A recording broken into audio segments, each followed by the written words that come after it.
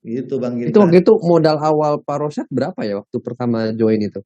Waktu pas awal itu 50 juta waktu pas awal. Jadi 50 juta secara Wow. kelipatan. Jadi kalau dihitung-hitung duit yang nggak balik itu sekitar 300 juta.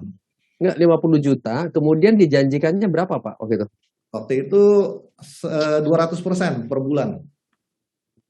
Hah? Wow.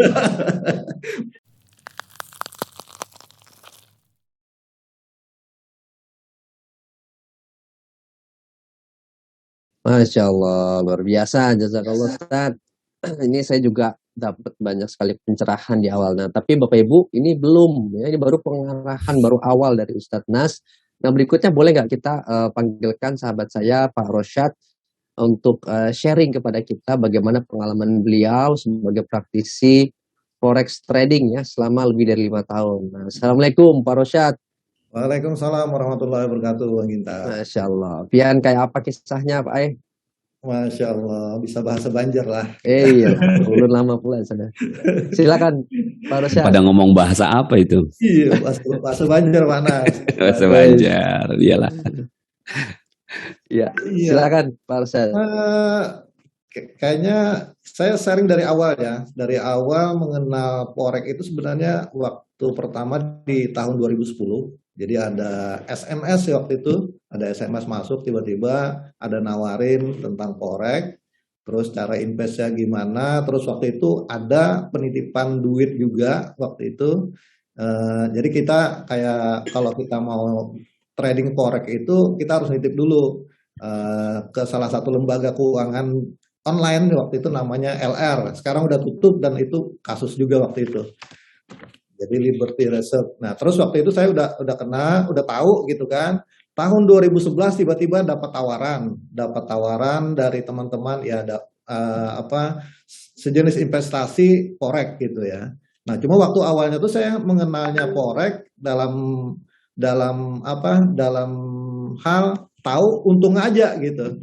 Jadi tahu untung bahwa berbisnis forex itu bisa menghasilkan banyak uang berlipat-lipat. Akhirnya 2011 dapat tawaran seperti itu dengan penghasilan yang bisa dibilang waktu itu luar biasa sampai 300% dalam 1 bulan bisa dihasilkan. Saya akhirnya ikut investasi. Dan ya alhamdulillah begitulah namanya forex gitu ya. Jadi bisa dibilang resikonya besar dan kemungkinan ruginya juga besar. Kalau dihitung-hitung mungkin duit saya masih nyangkut sekitar 300 juta di sana. Alhamdulillah tabung gitu. Ya, jadi dari 2011 itu sesudah kolaps ya, sesudah udah nggak ada perkembangan lagi, ya dijanjikan sih ini masih diusahakan duitnya mau dibalikin terus macam-macam waktu itu sampai berapa tahun sekian cuma saya udah pasrah aja udah nggak bisa berharap banyak kondisinya seperti itu karena kita ya waktu awal-awal dulu kan online juga nggak seperti sekarang ya nggak seperti sekarang bisa langsung komunikasi juga dulu masih awal-awal internet juga nggak begitu mudah gitu. Jadi kadang nanya ya jawabannya cuma segitu kita usahakan duitnya masih di luar negeri duitnya masih ini terkendala izin ya banyak alasan lah waktu itu akhirnya sampai sekarang hilang nggak ada kejelasan. Nah 2012-an 2000 sekitar itulah saya jadi kayak termotivasi pengen belajar Bang Indra. Jadi pengen belajar lebih akhirnya kemana-mana saya belajar, Surabaya, Bandung, terus di Banjarmasin juga banyak. Waktu itu ada seminar-seminar, baik itu workshop atau seminar saya ikut terus, dan akhirnya saya bisa memahami ternyata di forex itu nggak semudah yang dibayangkan gitu, nggak semudah yang dibayangkan. Kita harus benar-benar mengenal apa itu bagaimana cara kerjanya, terus apakah itu nanti kondisi pasar itu bagaimana gitu kan karena apa faktor perubahannya itu juga harus benar-benar dipahami. Terus secara psikologis kita juga harus benar-benar waktu trading itu memahami kondisi kita tuh benar-benar nafsu pengen dapat untung banyak atau udah siap trading kemungkinan rugi kemungkinan untung. Jadi ada dua kemungkinan gitu. Nah jadi saya dari itu memahami betul bahwa oh ternyata kayak gini loh resikonya. Nah, habis itu saya juga belajar mempelajari ini trading khususnya forex ya. Saya kalau untuk saham, untuk yang lain saya belum begitu ke sana, tapi ngerti dikit. Tapi untuk forex saya udah lumayan memahami dari tahun 2010 itu. Jadi saya mulai belajar secara agama juga. Ini gimana sih sebenarnya forex ini gimana gitu kan? Nah, saya coba membaca-baca, ternyata di MUI ada ketentuan gitu kan, ada syarat-syarat khusus dan yang paling poin utama di dalam ketentuan MUI itu bahwa tidak boleh spekulasi. Itu yang jadi membatin di dalam diri saya, Bang Ginta. Gitu kan. Spekulasi ini spekulasi gimana gitu kan. Nah, saya menimbang dari dalam diri saya menimbang sendiri gitu kan. Sejauh ini saya kalau pas trading itu kalau untung ya mungkin nggak apa-apa ya, tapi kalau rugi, nah kalau rugi itu saya ngeliatin di mana gitu loh. Sebenarnya kalau orang-orang benar-benar trader profesional ya, yang mungkin udah expert, udah sebenarnya nilai benar-benar ya sesuai itu, nggak ada spekulasi. Jadi dia harus siap untung, siap rugi gitu. Itu udah kodratnya ya, udah teknisnya di trading gitu. Udah untung, ada kemungkinan untung, ada kemungkinan rugi. Jadi kalau pas rugi, dia harus benar-benar bisa memahami, oh analisa apa sih? Karena aku rugi nih, waktu pas trading ini analisanya apa? Karena faktor apa? Faktor apa?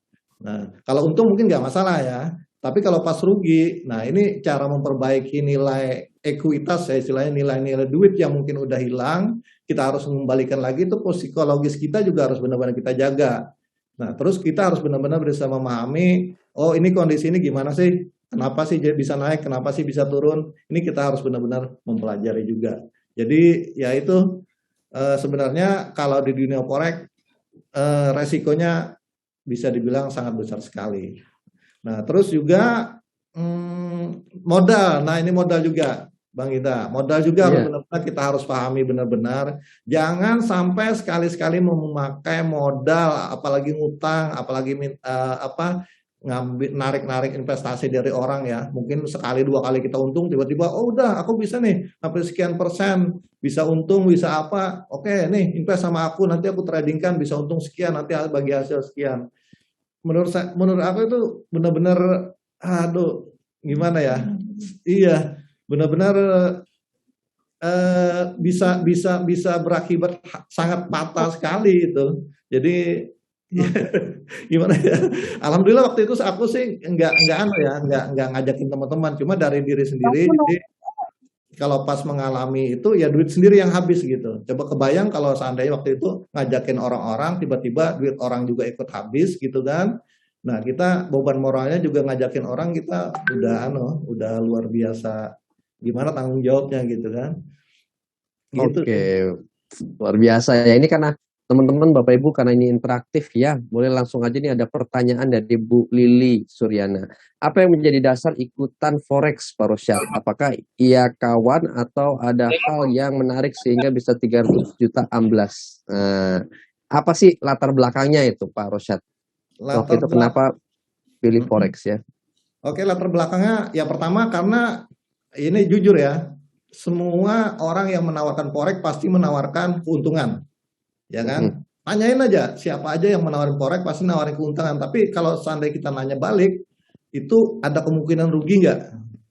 Mungkin orang itu nggak berani memastikan gitu kan. Padahal di balik itu semua ada untung, ada rugi. Nah, waktu itu pas awal saya belajar forex, saya cuma mendapatkan iming-iming keuntungan, iming-iming bakalan bisa dapat hasil. Dan waktu itu emang kondisi keuangan kami juga di keluarga gitu kan, karena ada usaha yang lain tiba-tiba nggak jalan, jadi kami mencari solusi ya, salah satunya dengan cara trading forex gitu kan. Tiba-tiba ada yang nawarin investasi, oh ini gue usah ngapa-ngapain nih ya kan, duduk aja nanti hasilnya sekian-sekian, ya udah taruh aja duit gitu kan. Gitu Bang Gita. Itu waktu itu modal awal Pak Rosyad berapa ya waktu pertama join itu? Waktu pas awal itu 50 juta waktu pas awal. Jadi 50 juta secara kelipatan. Jadi kalau dihitung-hitung duit yang nggak balik itu sekitar 300 juta. Enggak, 50 juta. Kemudian dijanjikannya berapa Pak waktu itu? Waktu itu 200% per bulan. Hah? Wow, Dahsyat nggak? saya nggak ditawarin ya. Dahsyat nggak? Iya. Dan Iya. itu berlaku sampai beberapa periode gitu, beberapa periode dan emang dibayar. Teman-teman itu banyak yang beli mobil mewah, Mini Cooper, Land Rover dan sebagainya. Ya tapi pas terakhir sesudah collab ya akhirnya ada yang ngajak gitu kan. Ya mungkin teman-teman ada ngajakin orang lain, keluarganya atau apa, akhirnya malah diburu-buru bahkan sembunyi kemana-kemana banyak gitu.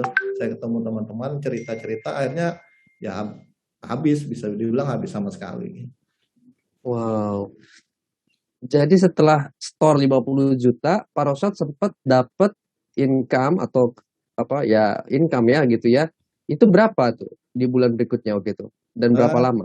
Karena perhitungannya itu kan ada yang 100%, ada yang sampai 200% Bang Gita.